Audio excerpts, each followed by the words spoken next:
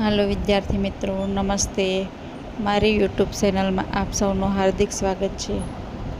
તો આજે આપણે જે 2026માં લેવાયેલ પોલીસ કોન્સ્ટેબલ જે એક્ઝામ ગઈ છે લેખિત, તો એમાં માત્ર લેખિત એક્ઝામ પર જ મેરિટ ગણવામાં આવશે. દોડના માર્કને ઉમેરવામાં આવતા નથી. તેથી લેખિત એક્ઝામનું ખૂબ જ મહત્ત્વ વધી ગયું છે. અને લેખિત એક્ઝામમાં કોઈને હાર્ડ લાગ્યું છે, કોઈને સહેલું લાગ્યું છે, તો આપણે સંભવિત મેરિટ કેટલું થાય છે તેના વિશે આપણે વિશ્લેષણ કરીએ અને જોઈએ કે સેફ આપણે બે વસ્તુ જોવાની છે આજે, કે સંભવિત મેરિટ કેટલું રહી શકશે અને સેફ પોઝિશનમાં કેટલા માર્કવાળા અત્યારે સેફ પોઝિશનમાં છે. તો બે વાત વિશે વાત કરીશું. તે પહેલાં જો તમે મારી ચેનલમાં નવા હો તો પ્લીઝ સબસ્ક્રાઈબ કરો વિડીયો, અને ચેનલને સબસ્ક્રાઈબ કરો, વિડીયો લાઈક કરો અને શેર કરો. તો પહેલાં આપણે જોઈએ કે કેટેગરી વાઇઝ જોઈએ. પુરુષનું એટલે કે મેલનું સંભવિત મેરિટ કેટેગરી વાઇઝ કેટલું રહી શકે તેમ છે, અને પછી તેમના સેફ કોણ છે એમાં એ આપણે લાસ્ટમાં જોઈશું. પહેલાં પુરુષ અને મહિલાનું જોઈ લઈએ કે કેટલું રહી શકે તેમ છે.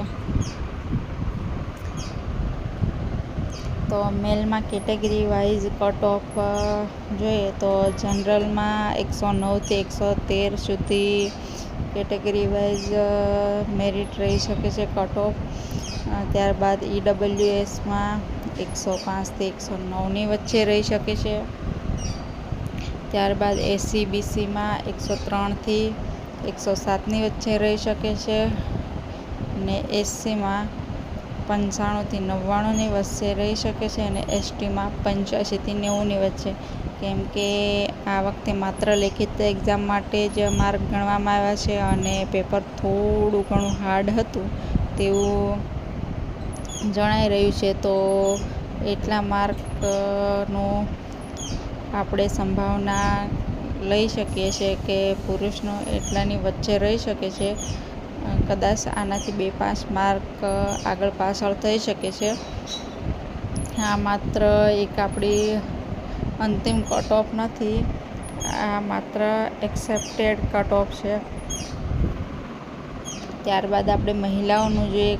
ફિમેલનું તો મહિલાઓનું કેટલું રહી શકે છે, તો જનરલ મહિલા જે છે તેનું 104થી 108 વચ્ચે રહેશે.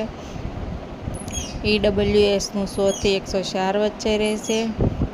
SC/BCનું 98થી 102ની વચ્ચે રહેશે. SCનું 90થી 94 અને STનું 80થી 85ની વચ્ચે રહી શકે છે.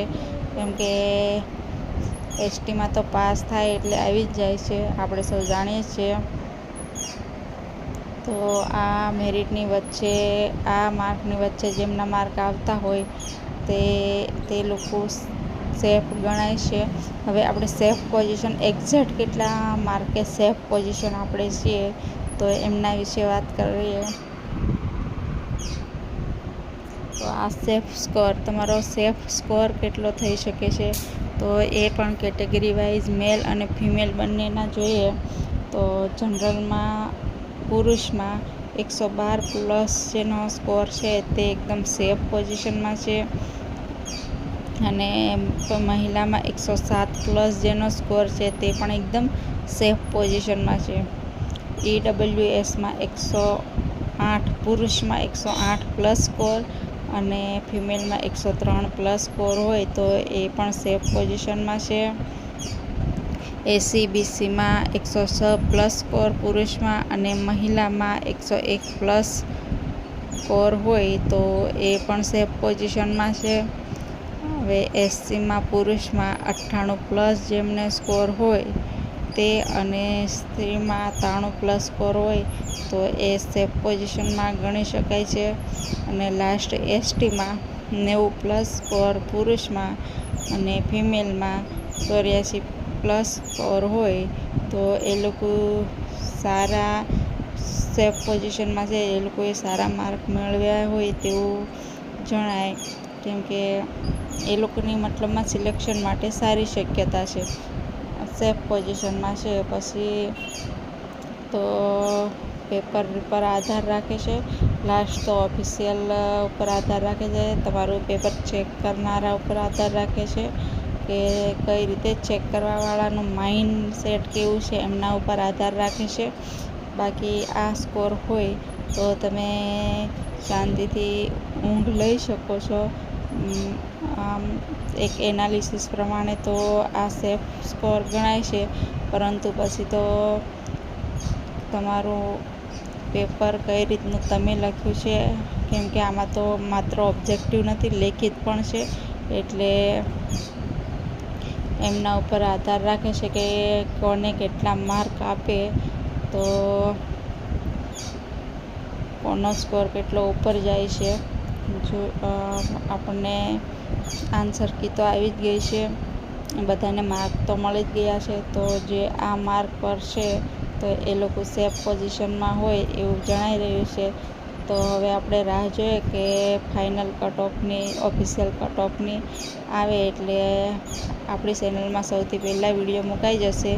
તો તાત્કાલિક અને સૌથી પહેલાં વિડીયો જોવા માટે અને સૌથી પહેલાં તમારે ન્યૂઝ મેળવવા માટે આપણી ચેનલને સબસ્ક્રાઈબ કરી રાખો, જેથી જેવું ઓફિશિયલી કંઈ પણ પોલીસ કોન્સ્ટેબલને લઈને ન્યૂઝ આવે એટલે અપડેટ આપણી ચેનલમાં સૌથી પહેલાં આવી જશે.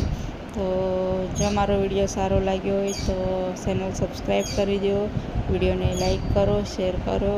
જય હિન્દ, જય ભારત, ધન્યવાદ.